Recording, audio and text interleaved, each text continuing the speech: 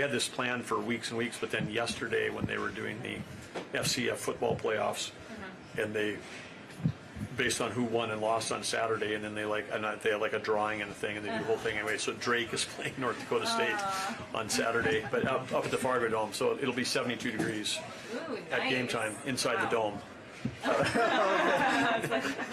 No wind, 72 degrees is perfect conditions for playing football. That's funny. All right. Go ahead. Am I kicking us off? Okay. Governor, I wanted to ask, so I don't know how well you know Governor Reynolds through the RGA, but I wanted to get your thoughts about her putting her thumb on the scale and endorsing when Iowa governors have typically stayed out of the caucuses and kept neutral. Well, I know Kim well. I know her through Republican governors, and also know her because we're not next door neighbors, but we're neighbors here in the Midwest and share a lot of common policy themes around energy and agriculture.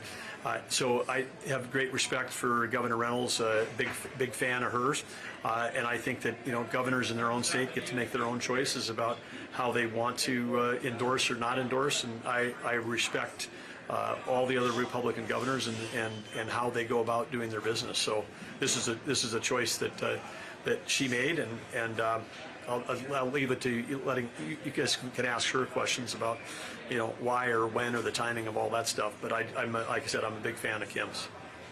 And Governor, what's your reaction to the $100 million security assistance package for Ukraine that the Department of State announced today? Well, you said $100 million? Mm-hmm. Well,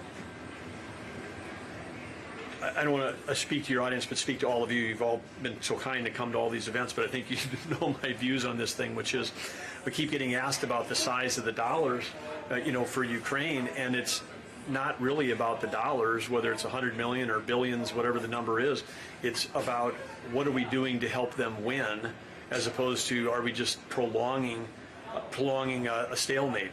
And I think that we need to have an opinion about why we're there, and generally, if we're going to be in something and we're supporting an ally that's a natural ally of ours, and someone who, again, as I've said here, we should just be saying thank you to Ukraine for them sacrificing their time, their treasures, their cities. I mean, entire cities have been virtually destroyed in that country. The citizen death toll, climbing and climbing. And we haven't had to send a soldier, and they've taken out half of Russia's military capability. So I absolutely think we should continue to support Ukraine in this battle. But the dollar amount, I think there's things that we could be doing that would cost less and be more effective. I mean, the oil sanctions have failed. The economic sanctions I don't think have been fully explored. And all of the weakness that we've shown and all the appeasement leading up to this thing has just turned Russia into China's discount gas station at a time when China is winning. China, the world's largest importer of oil and gas, is winning this battle because somehow they've got the Biden administration to release the sanctions on Iran, release the sanctions on Venezuela, and then put weak sanctions on Russia.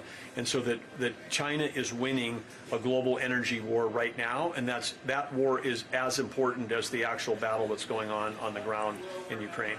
And just to clarify, it's $100 million worth of weapons and equipment. Well, weapons and equipment is what we should be sending. I mean, we've been sending them a lot of our old stuff as opposed to sending them the stuff that they need to win. We would never fight a war with Russia without air cover. We would not let it turn into a deadly World War I trench warfare kind of effort. We would actually do what it takes to win, and yet we're expecting this country to somehow go fight the Russians and the mighty Russian army without giving them, at any point along the way what they actually needed to be able to win. So it's great that we're focusing on munitions, but we've also got an issue at home because 15% of the defense budget is only 15%. 85% goes to things other than ammunition and equipment to fight wars. And so we've got a structural issue, not just with the size of our defense budget, but what we spend it on. And we've got to build up our military capability and our military industrial base, whether it's ships, whether it's submarines. A third of our submarines are in dry dock right now, and so if we're going to be entering into these global conflicts, the proxy war with Russia, the proxy war with Iran, and a Cold War with China, we've got to step it up here. When Reagan won the Cold War against Russia back in the 1980s, we were spending 6.5% of GDP on related to military, and we're not even spending half of that right now. So we've got to figure out a way to do that. And the way we have to do that is we have to get our economy going. The way we get our economy going is you stop the crazy spending, you cut the red tape, and you get American energy going back here. All of those things would actually juice our economy, and that's part of how we can pay for having a strong military to be able to prevail in these Cold Wars and not have this turn into World War III. Sorry. Oh, I was going to follow up on that. Go ahead. You can follow. Just quickly, you're just saying specifics, so you would approve right now 300 kilometer range TACMs, increasing the production of domestic artillery, like 155 millimeter rounds. That's something that you would be willing to do as president right now? That's been the hesitancy for the Biden administration. Yeah, yes and yes. I mean, the ATACMs is something that we should have already sent, and we might be in a different position relative to the stalemate we're in if we'd actually given them that kind of equipment and capability when they needed it. Can I ask about the RNC? You mentioned at this event and the last event that they've been doing what they haven't done before, which is winnowing the field. And if you continue to be shut out of this process, would you ever consider being a third-party candidate, running as an independent? I'm running for the Republican nomination, and I think that the third-party efforts right now are going to could aid a re-election for Joe Biden. So I'm not a supporter of those at this moment. And do you think it's necessary to consolidate the field of Republican candidates to stop Trump from running away with this nomination? I think that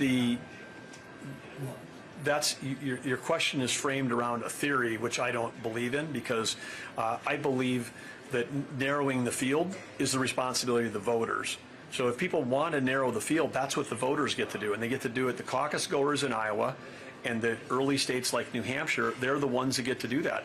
And we should not try to take that power away from the voters, because when political insiders and cable networks are the ones that are trying to narrow the field, guess what? They're not the voters. And when they've tried to do this in the past, the pundits and the people say, oh, we know who's going to win, they're not very good at it. The track record is not good. The voters have the track record. The voters are the ones that lift people up and move people forward. And we just have to make sure in a democracy that's where it needs to stay. One last question for me. You talked about this morning going to university, the importance of bringing out the young vote, getting through there. What about similarly, do you feel confident, what's the Burgum strategy for maybe bringing also African-American voters and bringing those into the Republican Party? Do you feel confident that you're able to gain a significant amount of support in the black community? Well, I believe regardless of race, creed, or color, there are common things that unite us all, and that's in terms of whether it's feeling safe in your home, safe in your community, having good schools, having economic opportunity to proceed. And the Republican Party has to move beyond identity politics. We've got to have something that unites everybody together in terms of these common themes, and have someone who's had people working for me in over 120 countries around the world.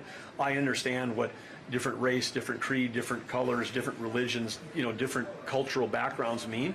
But when you meet people from all over the world, there's a commonality that everybody has in terms of what they want. They want to have better opportunities for their children than they had for themselves. They want to have access to education and health care. They want to live in a place where they're not afraid of either their neighbors or what's going on. And so we need to drive forward as a party with solutions on how to deliver that, and then as opposed to divide people around the identity politics, which is a specialty of the Democrat Party, is to try to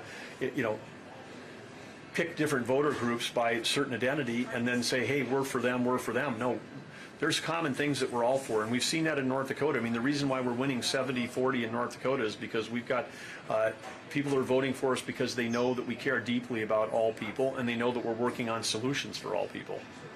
How's your recovery coming along? Well, thank you. Very kind of you to ask. It's coming along really, really well, and I did have an opportunity to shake hands with Aaron Rodgers before the Jets-Eagles games a few weeks ago, and people noticed that Aaron was not wearing a cast, and I was still, and we got injured about the same time. And he was throwing a football, and I wasn't, on the sidelines warming up.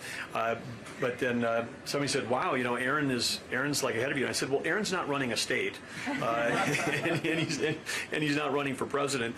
He's probably got 12 or 14 hours a day for PT, but he is an inspiration right now, because he's talking about trying to come back in mid-December. That would be 3.5 months. for him, and that would be unheard of across. I mean, any orthopedic surgeon you talk to in this country, they'll tell you that's amazing. I mean, remember Kevin Durant, one of the great basketball players of all time. He was out for 12 months from when he blew his Achilles to when he was back on the court. And for professional athletes, that's kind of the time frame. But if Aaron can get this done in 3.5 months and make it work, it's going to change everybody's thoughts about Achilles recovery. And like I said, it'd be inspiring to find out what his secrets are when he gets done. But meanwhile, I got the cast off at night. We're doing some walking, and it feels pretty good. I don't think I'm going to be back quite ready for skiing this winter, but I'd like to be. But we'll see how that goes. Maybe by March I can be on the slopes. But you'll be, fully cutting on the court and everything like that, bringing him through. Well, I think that's I'm gonna hold off on maybe on return to the basketball court for a while on that. I want to make sure I win the election first. I'll do that. Governor, if you were president right now, what would your Thanksgiving Day message to the American people be, and how are you celebrating? Well, as if I were president, and same as I'm governor right now, my message is always gratitude. I mean, this is my favorite holiday. Thanksgiving has always been my favorite holiday because this is a holiday that, again, unites us all together, unites us in gratitude around the blessings that we have as a country.